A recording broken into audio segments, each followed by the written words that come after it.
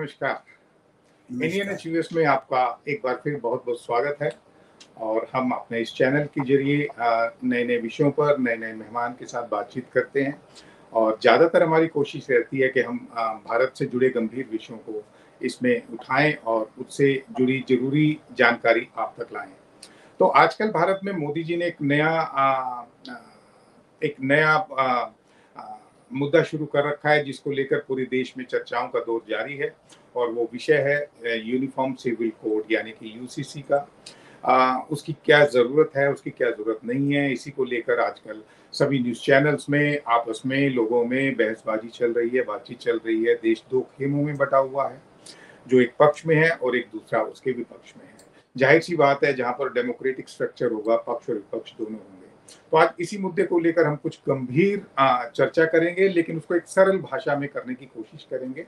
इसलिए आज हमने अपने इस कार्यक्रम में भारतीय सुप्रीम कोर्ट के एक सीनियर एडवोकेट को अपने मेहमान के रूप में बुलाया है और वो दिल्ली में स्थित हैं और मैं राजीव गुप्ता और विजय गौड़ जी अमेरिका से उनके साथ बातचीत करेंगे। और उनका बहुत बहुत स्वागत है हमारे कार्यक्रम इंडियन एचयूएस में। Doctor V G Rao ji Rao ji. Doctor साहब बहुत बहुत शुक्रिया आपका हमारे कार्यक्रम में आने के लिए। और डॉक्टर विजय गौड़ जी मिनेसोटा में है और मैं ओहायो में हूँ। और डॉक्टर साहब नमस्कार। नमस्कार जी। तो डॉक्टर साहब हमने बड़ा सुना है कि आप डॉक्टर साहब ये जो मुद्दा है समान नागरिक संहिता का, यूनिफॉर्म यूसीसी का, अब आम आदमी को इतनी टेक्निकल चीजें तो नहीं पता होती, पर ये लगता है हम लोगों को कि जब संविधान बना तो ये गारंटी दी गई थी कि सेक्स के आधार पे, जाति के आधार पे, धर्म के आधार पे सब समान होंगे। तो क्या है मौजूदा स्थिति? ऐसा लगता है ये सब पढ़ के, देख के, कि एक धर्म के व्यक्ति दूसरे धर्म के व्यक्ति दोनों के ऊपर अलग अलग तरह के कानून लागू हैं देश में। क्यों है ऐसा? क्यों हुआ ऐसा? ऐतिहासिक तौर पे क्या गलती रही हम सब लोगों की? ऐसा है कि देखिए, जब हमारे को स्वतंत्र हुआ, जब देश स्वतंत्रता हुआ अंग्रेजों से, तो उस वक्त जो है हमारे जो कुछ हिस्टोरिक ऐतिहासिक चीज़ों की वजह से हम मुसलमान भी देश में थे, कुछ हमारा उनका यहाँ पे राज हुआ, ये सब थी। तो हर एक मजहब, देखिए अभी जो है हम एक नागरिकता, सिविलाइजेशन जो वो बढ़ती चली जाती है। जो 200 साल पहले है वो आज नहीं है, जो 1000 साल पहले है वो आज नहीं है। ये समय के साथ बदलाव होते रहते हैं। तो जब 1907, अब मैं और उदाहरण के तौर पे आपको देता हूँ, हमारी आज जितनी तेज रफ्तार से गाड़ियां चल रही उतनी नहीं होती थी, जितना हमारा आजकल बिजली हुआ, न्यूक्लियर पावर हुआ, और भी कई तरीके की चीजें, टेलीविजन नहीं हुआ करता था। तो ये सब जो है नागरिकता, ये जो आगे बढ़ने वाली बातों की वजह से, वो जो उस वक्त की बात है कि मुस्लिम लॉ, पर्सनल लॉ, उनका अपना एक लॉ रहता है, हिंदू का हमारा एक लॉ है। ऐसे ही हमारे जो ये क्रिश्चियंस हुए और दूसरे मजहब के लोग हैं, उनका कुछ ना कुछ कस्टम और लॉ ऐसा रहता है। तो अभी डॉक्टर साहब, मैं एक आम नागरिक के रूप में अगर कहूं कि भी मुझे ज्यादा नॉलेज नहीं है, और आपने जैसे कहा कि सबका अलग अलग रहता है, लेकिन भारत एक डेमोक्रेटिक देश है, उसका एक अपना कॉन्स्टिट्यूशन है। तो क्या आपको लगता नहीं कि ये एक समान होना चाहिए सबके लिए? वही उसी बात पे आ रहा हूं मैं। जो सवाल आपके गौर साहब ने की थी, उसकी उस वक्त की, जब हमारा जब हमको आजादी मिली, उस वक्त ये क्या हमने इस चीज को देखा कि नहीं, मैं बता रहा हूँ। तो उस वक्त क्या हुआ, हमारा देश का बंटवारा 2 मजहबों पे हो गया, हिंदू और मुस्लिम। तो ज्यादातर लोग, फिर क्या हुआ, भारत ने, हमने कहा कि देखिए हम एक सेक्युलर स्टेट रहेंगे। सेक्युलर का मतलब स्टेट का कोई रिलीजन नहीं रहेगा, हर मजहब के लोग यहाँ रह सकते हैं, और हम स्टेट जो है, वो सरकार जो है, वो किसी की मजहब की नहीं होगी, बाकायदा इंडिविजुअली आप किसी की मजहब के हो। तो उस वक्त ये मोस्ट ऑफ द मुस्लिम जो है वो बंटवारा हो गया, उधर का बात हो गई, यहाँ पे था वो चल रहा था। मगर उस वक्त हमारे को कॉन्स्टिट्यूएंट असेंबली जो बनी थी, जिससे हमारा संविधान बना था, उनके मेंबर के दिमाग में ये बात थी कि यदि हम एक वो करते हैं कि दूसरे मजहब के भी मुसलमान भाई जैसे कहें वो भी यहाँ रह सकते हैं, तो आगे चल के हमको ये समानता ना होने की वजह से कई दिक्कतें पेश आ सकती हैं, ये चीज उनके मन में था। तो उन्होंने संविधान में आर्टिकल 44 को इंक्लूड किया कि that all state shall strive to have uniform civil code. ये हमारे संविधान में है। मगर उस वक्त जिस तरह से आजादी के बाद जो इतनी हिंसा हुई, जितना हमारे बंटवारा के बाद लोग उधर से पाकिस्तान से हिंदू इधर को आए और वहां से जा रहे 10 लाख मैंने देखा, उसमें मैंने वो जब मैंने उसको रिसर्च में देखा था। राव साहब, एक यहाँ पे मेरे मन में सवाल है, मैं पूछना चाहूंगा। आपने अभी हमें बताया कि ये जो है सेकुलर देश बना। पहली बात तो सेकुलर तो मेरे ख्याल इंदिरा गांधी जी अमेंडमेंट वो बाद में आया है, मैंने अपने आर्टिकल में भी लिखा है। तो दूसरी बात ये है कि जो मुस्लिम पर्सनल लॉ है वो तो 1937 का जो एक्ट है जो ब्रिटिशर्स ने दिया, जिनको ना हिंदुइज्म का पता था ना मुस्लिम का पता था, जायज। और 1935 में जिन्ना तो इंग्लैंड चले गए थे, उनको वापस शायद उनका दिमाग बदल के उनको वापस लाके इम्प्लांट किया गया और उनको कहा गया कि हम तुम्हें ये दे देंगे। और 3-4 चीजें उसके अंदर तो हिंदू लॉ से ही सीधी उठा के राइट टू सक्सेशन और ये सब राइट टू विल ये सब डाल दिया गया। उधर भी है और वो एक मिक्सचर। नहीं, मैं आपको ये कहता हूँ राइट टू विल तो नहीं है मुस्लिम धर्म में, नहीं कुछ चीजें जैसे आप बताएं, हाँ, राइट टू सक्सेशन भी नहीं है। तो खैर चलो वो जो हुआ, पर अभी आपने ये कहा कि बड़ा वायलेंट सिचुएशन हो गई, धर्म के आधार पे 2 देश बन गए, यहाँ तक ठीक है। जब धर्म के देश में 2 बन गए तो ऐसी क्या मजबूरी थी कि 47 में या फिर जब संविधान बना 49 में, तो हमने उस वायलेंस से डर के उस मुस्लिम पर्सनल लॉ को एक्सेप्ट कर लिया? इसका मतलब हमारा जो देश था वो शुरू से ही वायलेंस से डर के ही चलता रहा आज तक। नहीं, देखिए डरने की बात नहीं यहाँ पे। देखिए ज्यादातर कोशिश कर जो सरकार में लोग होते हैं, जो कानून को रखवाले होते हैं, ज्यादातर वो सोचते हैं कि जो ये ऐसी चीजें, ऐसे मसले मिल बैठ के बात करके, ना कि हिंसा के वजह से हो। अभी देखिए जो तो देश का डिवीजन हो गया था, मेरी बात मिल बैठ के तो देश का डिवीजन हो ही गया था। वो मिल बैठ के तो हुआ था। नहीं तो आर्टिकल 44 किस बात के लिए आया? ये कोई डरने वाली बात नहीं है। देखिए कोशिश ये रहती है कि और ना बढ़े, कोशिश ये रहती है कि नया देश बना, नई संविधान आए, हमारे मुसलमान भाई भी कुछ देश में रह गए और उनके साथ जो भी है जो चले गए वो चले गए। तो इस वक्त जब मामला थोड़ा सा ठंडा हो जाता है, और इसीलिए 44 को हमने directive principles of state policy संविधान के अंदर बाकायदा रखा हुआ है, उसको कोई वो नहीं किया। मगर लागू कब होना है ये थोड़ा जो शांति और जब मामला उत्सुक नहीं हो और भावनाएं तेज ना हो और हमारे दूसरे भाई बहन ये ना समझे कि कोई चीज उस पर थोपाई जा रही है, समझने की बात है। ये डॉक्टर साहब जो यूसीसी का लागू होना आज भी कंडीशनल है कि एक विशेष वर्ग अगर वायलेंस ना दिखाएगा तो हम इसको कर देंगे। नहीं देखिए तो अगले 100 साल और इसके ऊपर नहीं, ये वायलेंस की देखिए वो वाली, देखिए इसमें जो मैं उस वक्त की बात कह रहा हूँ, आज भी देखिए आज क्या हो रहा है। मैं पहली बात तो ये मैं ये कहना चाहता हूँ, और जो हमारे डॉक्टर सुब्रमण्यम स्वामी बहुत महान सांसद रह चुके हैं, हार्वर्ड के प्रोफेसर रह चुके हैं, कि कश्मीर टू कन्याकुमारी इस देश के कोई भी नागरिक हैं, हिंदू मुसलमान सिख ईसाई जो भी हैं, इन सबका डीएनए एक है, वो एक डीएनए के लोग हैं। अब इन हमारे ऐतिहासिक वजहों की वजह से, ऐतिहासिक परिस्थितियों की वजह से कोई मुसलमान बन गया या कोई ईसाई बन गया, मेरी बात पूरी कर दीजिए। तो इस बात को यह लेके चलना चाहिए कि आज हम लोग जो देखते हैं कि दूसरे मजहब के जो भी लोग हैं वो जिस कई तरीके से गलत तरीके से जो पेश आते हैं वो चीज खत्म होके खुद उनको ये यूनिफॉर्म सिविल कोड और यूनिफॉर्मिटी इसीलिए लाई गई है कि आपकी बराबरती और समानता हर चीज में ये पर्सनल लॉ में होना चाहिए. It is for that purpose that we must be one country in terms of our personal laws, and we must show greater brotherhood amongst us. लेकिन डॉक्टर साहब, जैसे उनका शरिया लॉ है, उसके अलावा शादी के, तलाक के, वसीयत के और बहुत सारे ऐसे कानून हैं जिसको लेकर अब अभी उन पर भी चर्चा होगी, उनका क्या रहेगा ये भी तो बताइए. वो चले जाएंगे. देखिए, आपको एक चीज बताता हूं.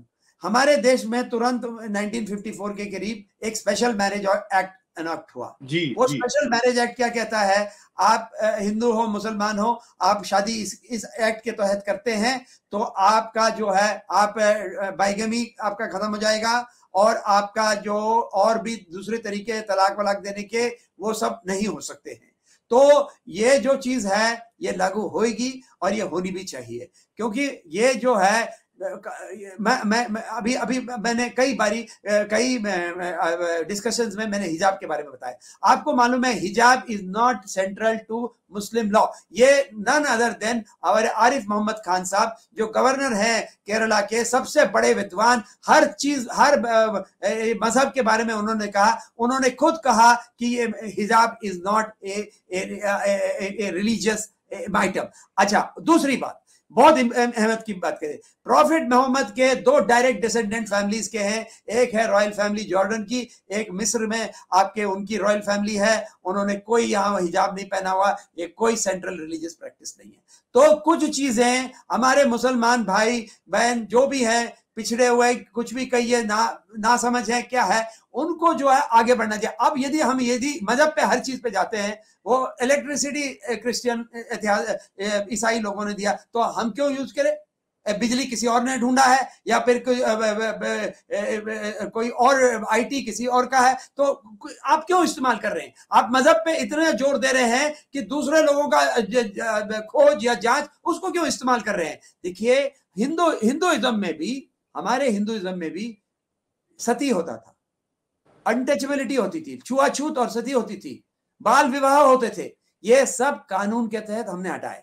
लेकिन डॉक्टर साहब मैंने तो ये भी पढ़ा है कि शरिया लॉ में ये है कि एक मुसलमान तो एक से ज्यादा शादियां कर सकता है, लेकिन मुसलमान औरत एक से ज्यादा शादी नहीं कर सकती. क्या ये सही है? नहीं, कई चीजें मुसलमान औरत, मैंने कई मुसलमान औरतों को पीड़ित देखा है. कईयों के मैंने उनके केस या उनकी दुख की जो लिटिगेशन है उनके वो देखा है. एक चीज और बताता हूँ, ये सबसे बड़ा मुद्दा आजकल उठा हुआ है और कई लोग ये चीज भी बोलते हैं. अभी देखिए एक चीज सबसे बड़े, कई लोग हमारे पक्ष के कई जो इस चीज की बात कर रहे हैं, एक बहस चली कि आप शरिया में क्रिमिनल लॉ, आपने यूनिफॉर्म क्रिमिनल लॉ एक्सेप्ट कर लिया और शरिया के अंदर चोरी करने से हाथ काट दिया जाता है या औरतें कुछ करती है तो पत्थर मारा जाता है. आपने वो सब छोड़ दिया, ठीक है, और वो कानून नहीं लागू हो रहा है. उसमें जो है आपको 6 महीने की सजा करके आप छुड़वा रहे हैं. आप वो शरिया की बातें कर रहे हैं. इतना ही आपको उस चीज को देखिए, इनको हमारे भाई बहनों को आगे. और मैं एक चीज बताता हूं, जो पढ़े लिखे मुसलमान हैं, जो प्रोग्रेसिव हैं, जो हर चीज को मॉडर्निटी के टच स्टोन पे देखते हैं, चाहे वो हिंदुस्तान में हो, चाहे वो ईरान में हो, चाहे वो मुसलमान देश में हो, चाहे वो कहीं पे भी हो.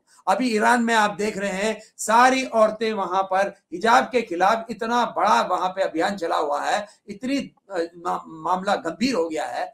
इसी तरह से जो चीजें एक ऐतिहासिक चीज, जो एक सुपरस्टिशन कह लीजिए, कुछ भी कह लीजिए, वो कोई भी लेता है. और हमारे, अच्छा आपको एक चीज और बता देता हूँ, हमारी जो कानून प्रणाली है कोर्ट की, वो बिल्कुल निष्पक्ष है.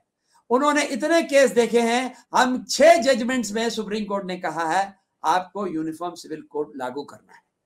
आपको इसलिए करना है कि कई टाइप की अब शादियां होती हैं, लोगों का अटैचमेंट हो जाता है, अफेक्शन हो जाता है, इंटीमेसी हो जाती है, शादी होती है, उसके बाद कई चीजों के प्रॉब्लम आ जाती है, इन इनहेरिटेंस, इन डाइवोर्स.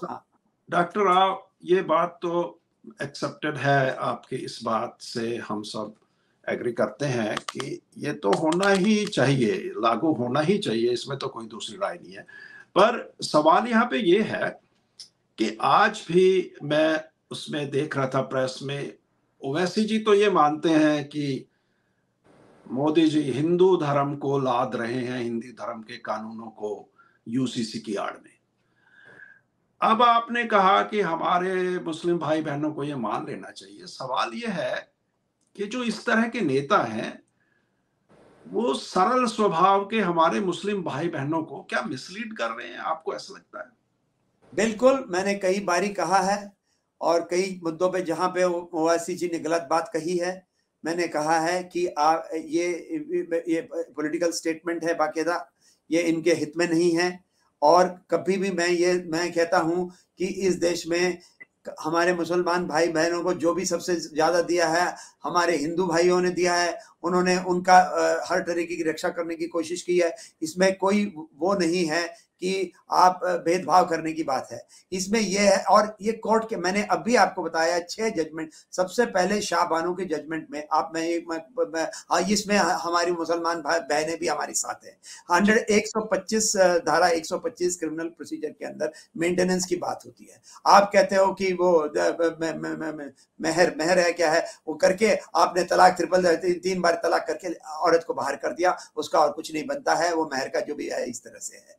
तो वो हमारी मुस्लिम बहनों ने इसके विरोध किया है, इस चीज के खिलाफ गए। उस वक्त शाह बानो जब केस जजमेंट में दिया था, Chandrachud, justice Y V Chandrachud, वो हमारे अभी के जो मुख्य न्यायाधीश है, उनके पिताजी वो भी मुख्य न्यायाधीश थे। उन्होंने बाकायदा कहा है कि ये समय है कि आप इसको यूनिफॉर्म सिविल कोड को आप लागू करें, जिससे कई जो चीजें हमारी पिछड़े हुए या गुमराह हो या पहले के जो होते हैं, इसमें मैंने हिंदू का भी बात कहा आपको। मैंने डॉक्टर साहब देखो, उन्होंने तो सही कहा, सुप्रीम कोर्ट ने सही बताया, सही 6 जजमेंट में, पर बहुत अच्छा जजमेंट था। पर उसका नतीजा क्या हुआ? उसका नतीजा हुआ कि आरिफ मोहम्मद खान को छोड़ना पड़ा मिनिस्टरशिप। कांग्रेस ने उसको सब रिवर्स कर दिया। आप मुझे ये बताइए, अगर हम राजनीति के धरातल पे एक दूसरे को अपीज करते रहेंगे, एक दूसरे धर्म को, तो किस तरह देश में समान नागरिक संहिता लागू होगी? देखिए, ये जो धर्म के नाम पर जो राजनीति चल रही है, वो कुछ लोगों की वजह से है। जो आपने एक नाम तो ले लिया, ओवैसी जी, वो खुद के मुस्लिम, अपने को तो मुस्लिम लीग या जो भी उनका पार्टी उस पे चलाते हैं, और दूसरों के खिलाफ यदि वो करते हैं तो उनको वो करते हैं। आप मेरी बात सुनिए, एक मिनट, सिर्फ एक। हाँ, तो ये जो राजनीति के ये जो है, इसके लिए आजकल आपको एक चीज पता है कि इंडिया के अंदर यूपीआई पेमेंट, जो सेल फोन से हम पेमेंट करते हैं, वो हाईएस्ट हो गई है। मैं कहता हूं कि ऐसे जो नेता जो गलत का बातें कहते हैं, ये इनको हरा दिया जाएगा और उनके ही लोग उनके खिलाफ बात करेंगे। लेकिन डॉक्टर साहब अब तो इंटरनेशनल नेता भी बोलने लगे हैं, जैसे कि अमेरिका के पूर्व राष्ट्रपति बराक हुसैन ओबामा भी काफी चिंतित हो गए हैं मुसलमानों के हक को या उनकी सेफ्टी को लेकर। तो क्या उनके ये डर दूर हो जाएंगे कि नहीं हो जाएंगे? क्या उनको फ्रांस में नहीं हो रहा है कोई दुख? नहीं, उनको वो नहीं दिख रहा, उनको वो फ्रांस में नहीं दुख हो रहा है, उनको सिर्फ हिंदुस्तान में दुख हो रहा है। ये उनको वो नहीं दिख रहा, भारत में कुछ नहीं हो रहा, वो दिख रहा है कि भारत में हो रहा है। हमने बराक ओबामा की इज्जत की है, वो हमने उनको अपना मित्र समझा है, मगर यदि वो इस तरह से एक पक्षपात करके बात करते हैं कि आपको हिंदुस्तान में दिख रहा है और फ्रांस में नहीं दिख रहा है, कल गिरजाघर जला दिया वहां पर, तो उनको वो दिख नहीं हुआ। उनको तो राहुल गांधी की वजह से दिख रहा है, वाली बात है, उनको राहुल गांधी की वजह से दिख रहा है। राहुल गांधी जो बोलता है वही वो बोल रहे हैं। देखिए, राजनीति अपनी जगह है। आज के दिन पर हमारे मुसलमान भाई बहन भी काफी आगे बढ़ चुके हैं, उनका दिमाग भी काफी खुला हुआ है और उनको हर चीज की ज्ञान हो रहा है आजकल के सेलफोन के हिसाब। लेकिन और मैं ये बोलता हूं, वामपंथी तो कह रहे हैं कि देश को बंटवारा करने का दोबारा। मैं एक पॉलिटिकल स्टैंड नहीं ले रहा हूं, मगर एक स्टैंड आज पॉलिटिकल पार्टी है, उनको मुसलमान लोगों ने भी जाके वोट दिया। ये जो बात, जो कुछ लोगों की वजह से ये गलत का देश के बारे में बात हो रही है, उसकी वजह से देखिए हमें आगे बढ़ना चाहिए। हर चीज का विरुद्ध हुआ कोई कौन सी ऐसी चीज नहीं है देश के अंदर जो किसी चीज से हम शुरुआत करते हैं, कई मिसाल मैं देता हूं जिसमें पहले विरोध नहीं हुआ और फिर उसके बाद सब आपने मानना शुरू कर दिया। तो इस तरह से जो कुछ लोगों का जो गुमराह करने वाले, जो अपने फायदे के लिए गुमराह करेंगे और दूसरों को अपना फायदा उठाने की कोशिश करेंगे, उनकी ज्यादा दाल नहीं गलेगी। नहीं, वो लेकिन ज्यादा उनसे निपटोगे कैसे? वो तो भड़काने में माहिर हैं, वो तो निपटना बड़ा मुश्किल है ना उन लोगों से। कैसे नहीं, आप देखिए, निपटने की बात हुई, मैं एक चीज बताता हूं कि अभी जो है, यदि सरकार की पॉलिटिकल विल है कि इस बात, ये उनके खिलाफ नहीं है। पहली बात तो वो उनके, जिस तरह से आप और हम इस बात की बातें कर रहे हैं, उस तरह से उनको समझाने वाली बात जो भी है, जितने देश के नेता भी कोशिश करेंगे, उनके मजहब के लोग भी करेंगे। आज आपने इंटरव्यू दिया यूनिफॉर्म सिविल कोड पर आरिफ साहब ने जी। आरिफ साहब इतने उनके, वो भी तो एक बड़े नेता है। हाँ। वो भी बड़े नेता है, और कई और मुसलमान नेता आगे बढ़कर, मैं कह रहा हूं, आए हैं जो इस चीज को समझते हैं। जो तो ये हमारी गलतफहमी होगी कि कुछ ऐसे ओवासी टाइप के लोग जिनको जो बातें, बड़ी बड़ी बातें करते हैं, मगर देश के विरुद्ध भी उनका नारा लगा रहता है। लेकिन ममता बनर्जी भी उनमें से एक है। डॉक्टर साहब, ये नारी सशक्तिकरण और यूसीसी के संबंध को जरा सा सवाल, ये बहुत अच्छा सवाल है, क्योंकि देखिए, जेंडर इक्वालिटी हुआ, हम एक तरह से, अभी कल क्या, आज के खबर है कि आपने कर्नाटक में एक मेडिकल कॉलेज के वाइस चांसलर एक मुस्लिम लेडी को बिठाया। मैं तो कहता हूं हर मजहब की बहनें हमारी बराबरी पे रहें, उनको उनके खिलाफ या तो ये पॉलीगैमी या ट्रिपल तलाक या नो मेंटेनेंस, ये सब चीजें ना हो। तो मैं ये समझता हूं, कौन मुसलमान नेता ये समझा पाएगा कि हम अपना जो है इसी तरह चलते रहेंगे और हमारी बहनें और उनको उसी तरह शोषित करेंगे या उनको नीचे दबा के रखेंगे?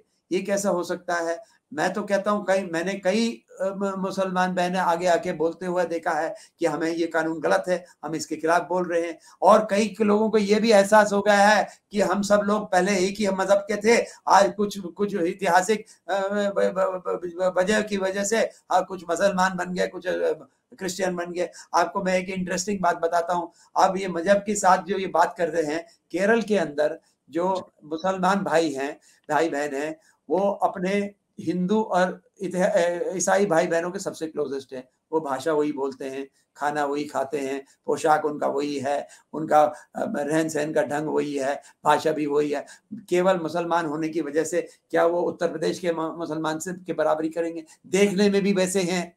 देखिए, ये सब हमको, आप जैसे बुद्धिजीवी और हमारी जैसे जो ये चर्चा चल रही है, इनसे उनका आंख खुल के उनको ये बात समझना चाहिए कि हमारे मजहब का सोच विचार घर पे है, बाहर जो हम जब जाते हैं तो हमारी एक ही बराबरी के हैं और ये हमारे भाई बहन है। ये पहले जब तक सवाल में भूल ना जाऊं, डॉक्टर साहब,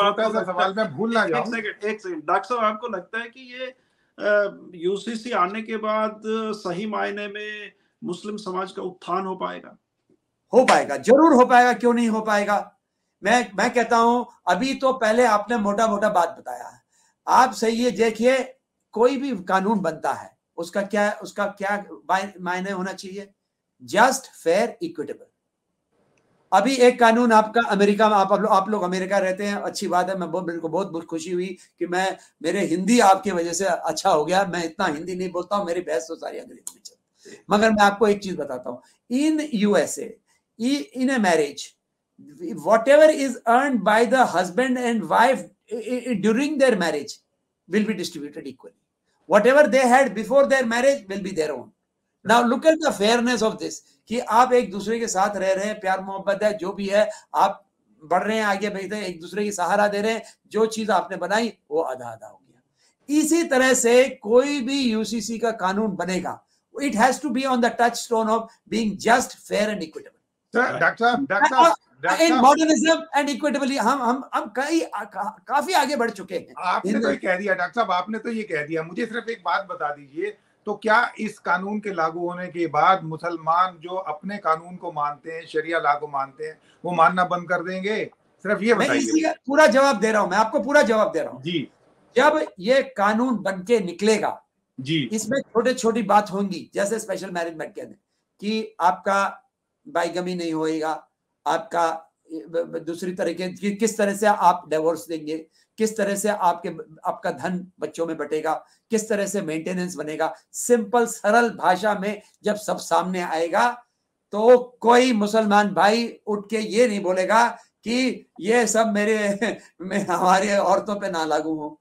कौन बोल सकता है? और उनको कौन समझ? आज के दिन पर कोई, देखिए आजादी से काफी बढ़ चुके हैं, हम पढ़े लिखे भी हो चुके हैं, हो गए, तो उनको खुद को ये मुश्किल आएगा कि वो ऐसा स्टैंड ले जिसके उनकी बहनों पे गलत प्रभाव पड़े या बच्चों पे पड़े। तो I tell you, once the law is framed just like the special marriage act, आप कहिए इसमें गलत क्या है?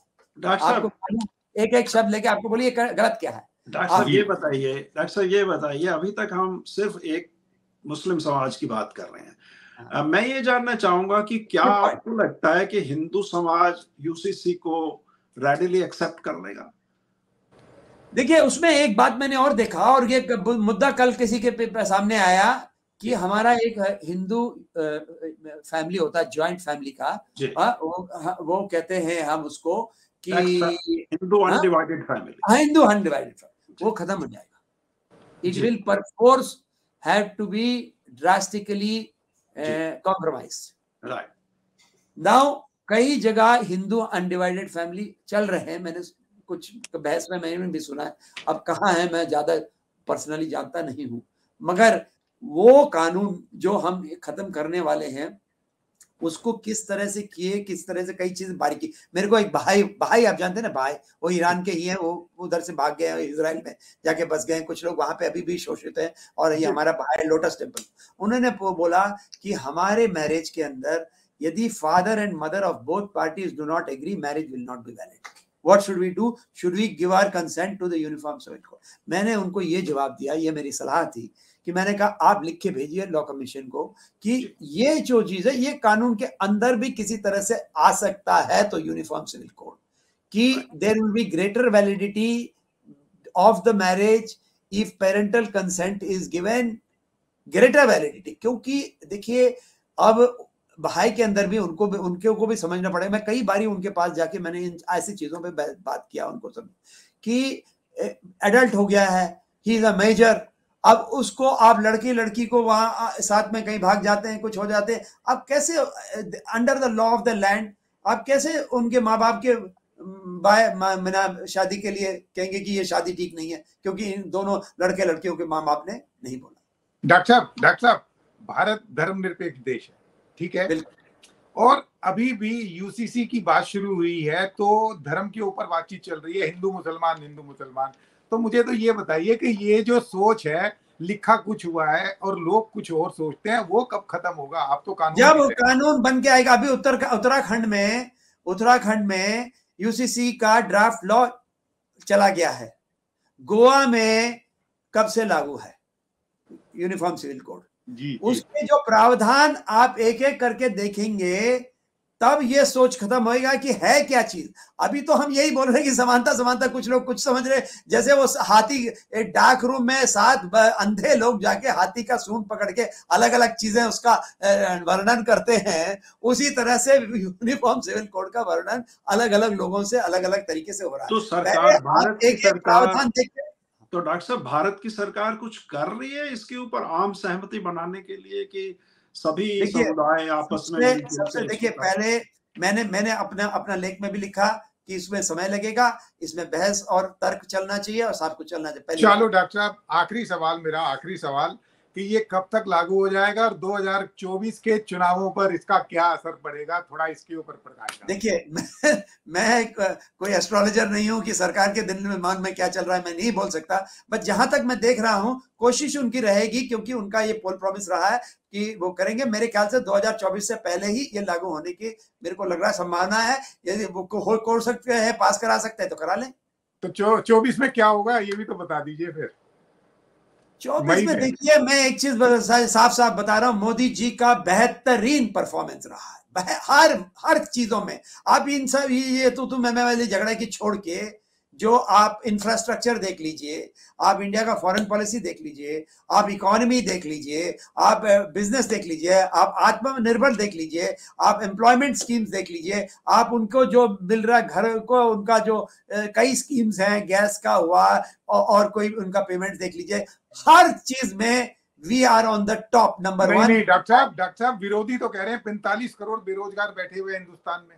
देखिए, जो मुंह से कुछ भी बोल सकते हैं, ये तो ग्राउंड रियलिटी, जब लोग वोट देंगे तभी आपको समझ में आएगा। चलिए ठीक है डॉक्टर साहब, ठीक है।